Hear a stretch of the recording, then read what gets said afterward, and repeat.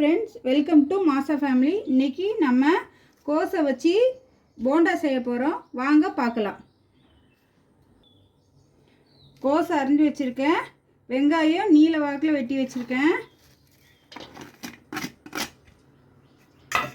Cornflour மாவு 1.5 teaspoon, கடலை மாவு 4 டீஸ்பூன் எடுத்திருக்கேன். பச்சரிசி மாவு 4 டீஸ்பூன் போட்டிருக்கேன். இஞ்சி, பச்சை மிளகா, கருவேப்பிலை சேர்த்துக்கலாம்.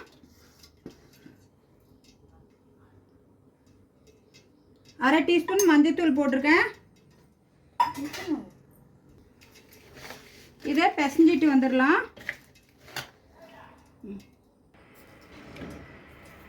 நான் சால்ட்டு சேர்த்துக்கிறேன். தண்ணி தெளித்து தான் பிசைஞ்சிக்கணும், தண்ணி ஊற்றக்கூடாது. ஏன்னா வெங்காயத்துலேயும் கோஸ்லேயும் லைட்டாக தண்ணி ஊறி வரும். மாவு பிசைஞ்சு ரெடி ஆகிடுச்சு. இனிமேல் எண்ணெயில் போட்டுடலாம். கடாயில் எண்ணெயை வச்சுருக்கேன், சூடு ஏறிட்டு.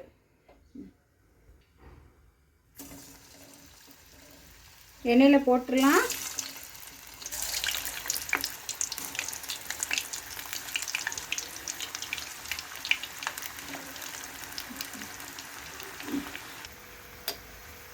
இதுமாதிரி பொன்னிறமாக வர்ற வரைக்கும் வேக வைக்கணும்.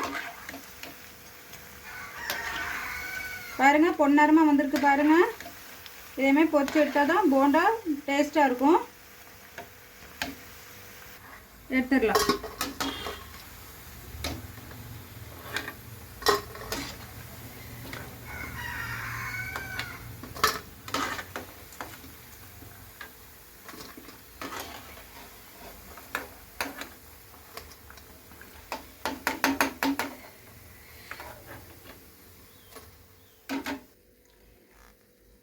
ஈவினிங் ஸ்நாக்ஸாக இதே மாதிரி பசங்களுக்கு செஞ்சு கொடுங்க. டீ காபி வச்சு செஞ்சு கொடுங்க. டேஸ்ட் அருமையாக இருக்கும். தேங்க்யூ.